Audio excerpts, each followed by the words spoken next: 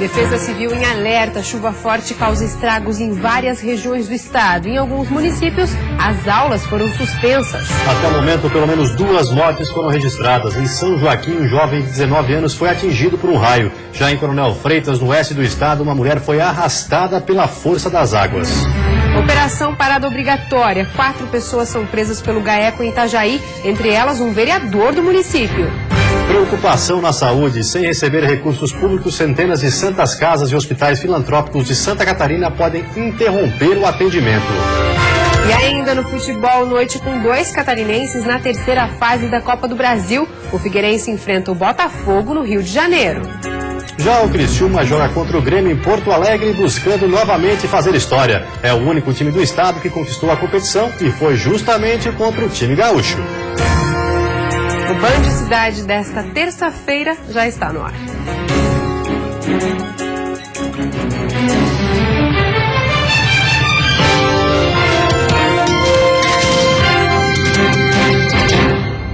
Olá, boa noite. Hoje em Itajaí, entre os detidos está um vereador da cidade. As operações Parada Obrigatória 1 e 2 investigam crimes que vão desde lavagem de dinheiro até formação de quadrilha. Durante todo o procedimento foram investigadas mais de 12 pessoas, entre agentes públicos, empresários, além de 7 empresas. Todos teriam ligações com situações relacionadas ao trânsito. A operação teve início em virtude de um agente público ter envolvimento com uma empresa de segurança, que usava da mão de obra de servidores públicos. Ao todo, foram cumpridos 17 mandados de busca e apreensão, 4 mandados de prisão temporária, 1 de afastamento de agente público de suas funções, além de 9 mandados de sequestro de veículos, imóveis e dinheiro.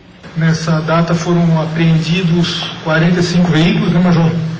E apreendidos aproximadamente R$95 mil, que nós imaginamos, ao que tudo indica, esteja valores envolvidos com ilícitos anteriores e que possivelmente serviram para a reparação do dano ao erário público. Hoje pela manhã, o gabinete de um vereador e o setor de licitações e contratos da Prefeitura de Itajaí foram alvos de mandados de busca do GAECO.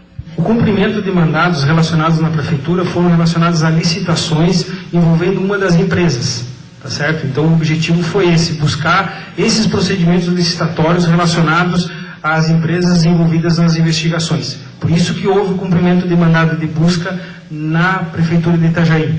Os mandados de busca e apreensão também foram cumpridos em residências, órgãos públicos e empresas de Florianópolis, Lages, Penha e Brusque.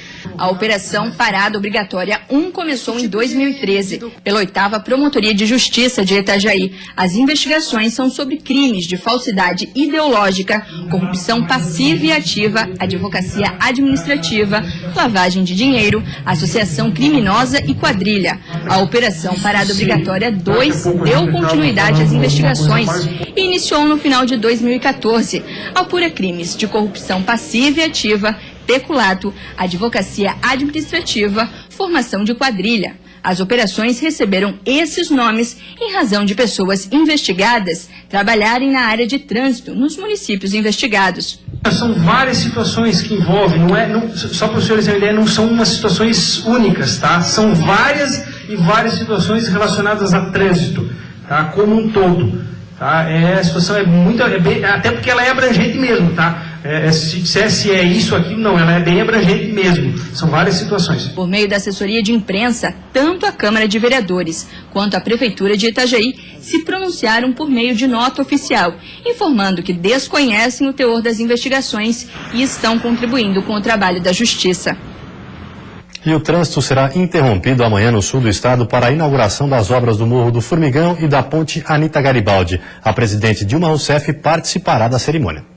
As cerimônias estão previstas para começar no final da manhã e terminar próximo à 1 da tarde. Neste período, o trânsito permanecerá interrompido no Morro do Formigão, em Tubarão, e na ponte Anita Garibaldi, em Laguna. A Polícia Rodoviária Federal alerta que devem ocorrer congestionamentos na região antes, durante e depois das solenidades. E por isso orienta que os motoristas evitem esses trechos até às 3 horas da tarde. A presidente deve passar pelo Morro do Formigão pela manhã e depois deve seguir de helicóptero até a ponte Anita Garibaldi, em Laguna. A solenidade vai ocorrer na cabeceira, no sentido Laguna-Tubarão. Autoridades e convidados também devem participar. Segundo o Departamento Nacional de Infraestrutura de Transportes, o DENIT, o trânsito pela Ponte Cabeçuda não será interrompido.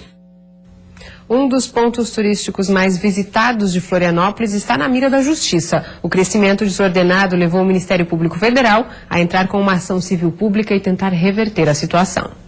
A polêmica é antiga e teve início há 12 anos, depois que o Ministério Público Federal moveu uma ação na Justiça. O processo transitou em julgado em 2010 e de lá para cá nada foi feito. Todos os imóveis construídos ou ampliados depois de 2005 e que não respeitam os 30 metros de distância da Lagoa da Conceição estão sujeitos à demolição. A decisão também determina que a cada 125 metros, acessos à Lagoa da Conceição sejam abertos ao público e que uma faixa de 15 metros de largura em toda a orla esteja livre para a circulação de pedestres. O presidente da Associação de Moradores da Lagoa da Conceição reclama da falta de informação sobre o assunto. A comunidade espera por notícias desde agosto do ano passado, quando uma audiência estabeleceu um cronograma para o cumprimento da sentença judicial. E a gente não sabe nem quais são esses imóveis.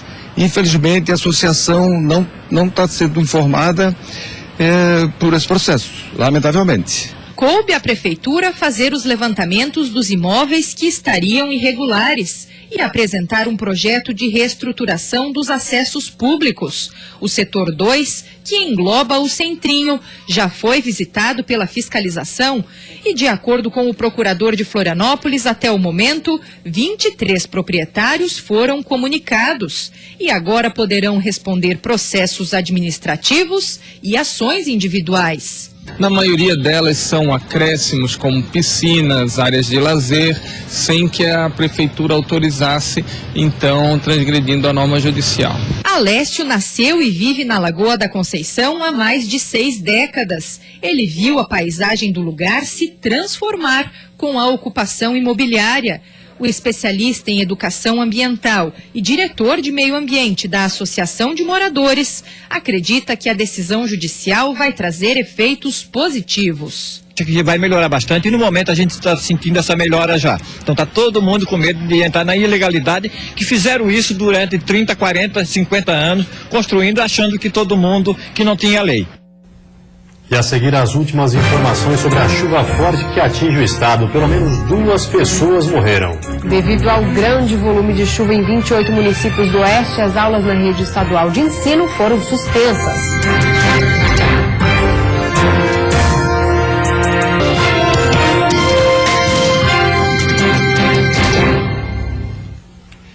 A frente fria que atinge o estado e traz temporais já causou estragos em várias regiões. No meio-oeste, estradas ficaram interditadas e as aulas tiveram que ser suspensas. Na SC 150, que liga Joaçaba a Lacedópolis, uma queda de barreira interditou o trânsito e somente no início da tarde a pista foi liberada. Em Concórdia, grande parte da área central ficou alagada e alguns funcionários do comércio tiveram que ser retirados dos estabelecimentos com a ajuda de um bote dos bombeiros. Em Campos Novos, a forte correnteza e o grande volume de água beiraram a ponte que liga ao distrito de Ibiqui. Em Concórdia, Capinzal, Campos Novos e Erval Velho, as aulas foram canceladas. O temporal também causou estragos em outras cidades da região. Em Ouro e em Erval Velho, os moradores também tiveram as casas alagadas. Em Joaçaba, o maior problema foi com o vento. 40 casas do bairro São Brás e Jardim das Hortênsias tiveram o telhado danificado. Uma empresa hidráulica também registrou muitos prejuízos. Árvores foram arrancadas e vários objetos levados pela força do vento. Por sorte, não houve vítimas. Pelas características do local, eu diria que em alguns locais chegou a 200, talvez 250 km por hora a velocidade dos ventos, pelo tamanho dos estragos também, né? Principalmente pela destruição que causou. Então a gente tem peças de mais de 10 toneladas que voaram mais de 50 metros longe. Então, isso caracteriza que, com certeza, o vento era muito forte.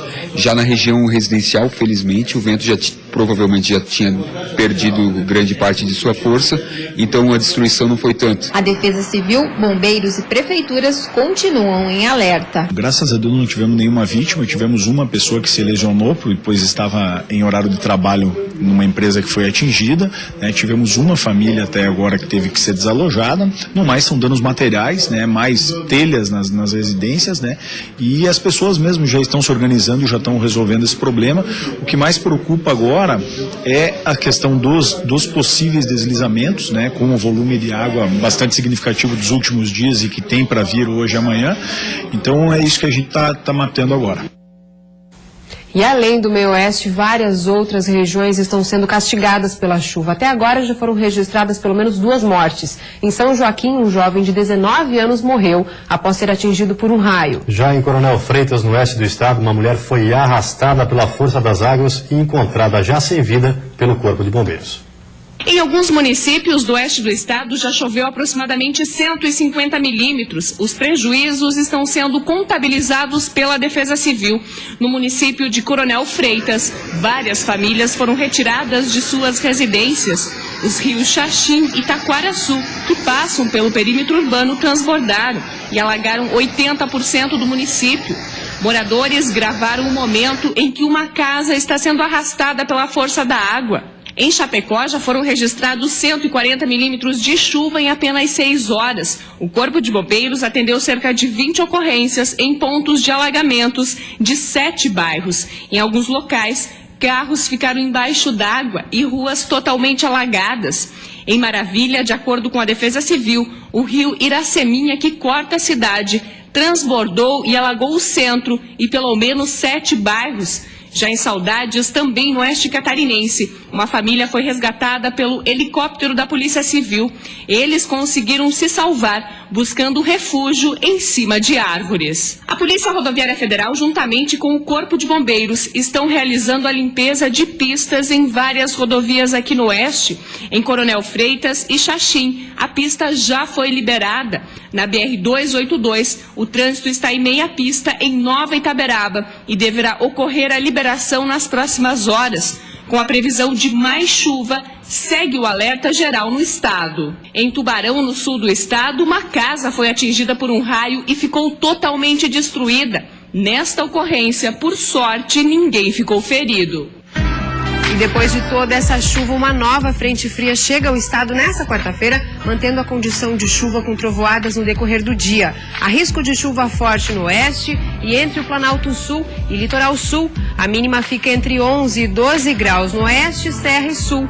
No Vale do Itajaí, mínima de 13. No Litoral Norte e Planalto Norte, mínimas entre 15 e 16. E na Grande Florianópolis, mínima de 13 e máxima de 16 graus. E por falar em tempo e temperatura, um alerta no inverno. Quando as temperaturas caem, o número de infartos sobe. E o risco é maior quando o termômetro fica abaixo dos 14 graus.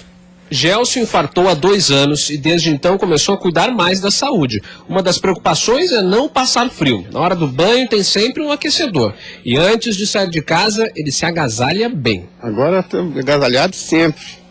Antes eu andava de pé no chão, estava o pé no piso, agora eu não posso mais. Eu tiro o pé do sapato e coloco no chinelinho de pelo. Faz muito bem, seu Gelson, porque estudos já comprovaram que o frio aumenta os casos de problemas cardíacos. A estimativa é de que o risco de infarto sobe cerca de 20% a cada redução de 10 graus na temperatura. Há várias explicações, mas a principal é que as doenças respiratórias comuns nessa época causam inflamação nos vasos sanguíneos. Outro problema é que o frio deixa o sangue mais denso e, para piorar, as artérias se contraem para evitar perda de calor. E tudo isso dificulta a circulação.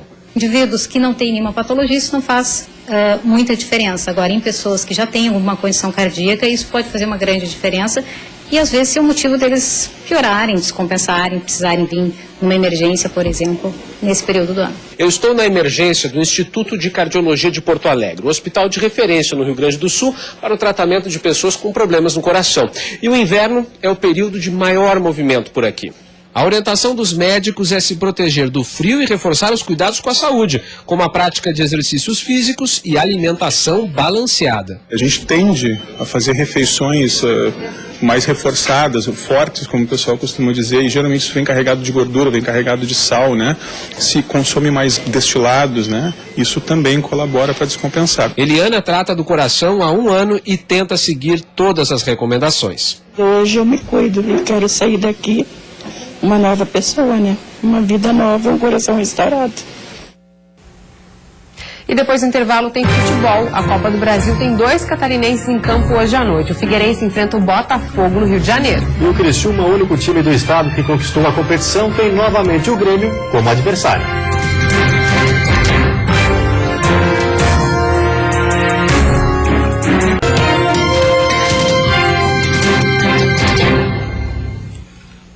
Futebol, 2 equipes de Santa Catarina entram em campo hoje à noite pela Copa do Brasil. O Figueirense enfrenta o Botafogo no Rio de Janeiro com algumas mudanças.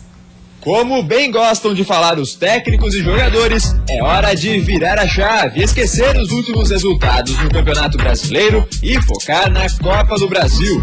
Depois do jogo contra o Santos, o Figueira foi para São Paulo e lá treinou no CT do Palmeiras. Como empatou no jogo de ida no estádio Orlando Scarpelli em 2-2, o Figueirense precisa vencer o Botafogo para passar de fase.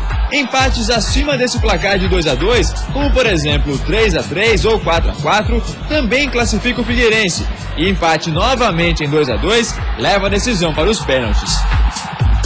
Nós precisamos ganhar o jogo, então nós temos aqui fazer o nosso trabalho e ter uma postura ofensiva e a partir do momento que o árbitro apontar, nós temos que sair para jogar para buscar a vitória. Pro jogo de hoje à noite contra o Botafogo no Engenhão, a Gelfux vai mexer no time. Alex Muralha volta ao gol depois de ser poupado contra o Santos. Na lateral direita, Leandro Silva, suspenso, dá lugar ao volante Jefferson, que vai jogar improvisado. No meio, Ricardinho volta ao time no lugar de Iago. E no ataque, Everaldo vai pro banco. E Marcão deve ser o titular.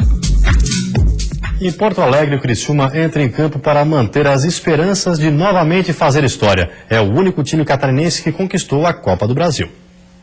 Em 1991, esse confronto entre Criciúma e Grêmio valia o título da Copa do Brasil. E quem se deu melhor foi o Tigre. Mas o tempo passou e já são 24 anos daquela que é a maior conquista do futebol catarinense. E a realidade hoje é outra. O Criciúma está na Série B com uma campanha ainda irregular. O Grêmio, na Série A, briga por vaga na Libertadores da América. Estamos preparados, vamos com tudo que temos, querendo fazer um bom jogo e também ganhar uma experiência muito grande. Para ver como quando a gente joga contra um time que é um dos melhores no Brasil. A gente está jogando contra um time grande, time médio, no campeonato da Série B, mas o Grêmio, no momento, dispensa comentários. Um grande atrativo para o jogo de hoje à noite na Arena do Grêmio estará nos bancos de reservas. Os 2 técnicos têm histórias na competição. Roger, do Grêmio, ganhou 4 vezes e já fez até gol de título em 2007 pelo Fluminense contra o Figueirense no Scarpelli. Já Petkovic nunca venceu a competição, mas já foi artilheiro da Copa do Brasil em 1999 ao lado de Romário. Como técnico, essa será a estreia do sérvio na Copa do Brasil, pelo menos fora das 4 linhas. Para mim é a mesma coisa, porque já cansei de comandar o time jogando na Copa do Brasil, jogando, né? Agora de lado fora, mas às vezes a gente também comandou quando estava no banco, como jogador, né? Às vezes machucado de fora. E a seguir, após a Assembleia, funcionários decidem manter a greve no Hospital São José de Joinville. E ainda há risco de fechamento. Sem receber recursos, representantes de hospitais filantrópicos do Estado protestam na Assembleia Legislativa.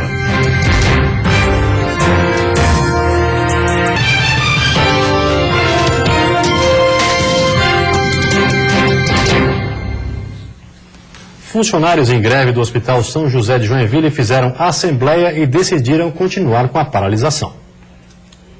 A reunião aconteceu pela manhã no gabinete do prefeito. O sindicato e a prefeitura não chegaram a um acordo.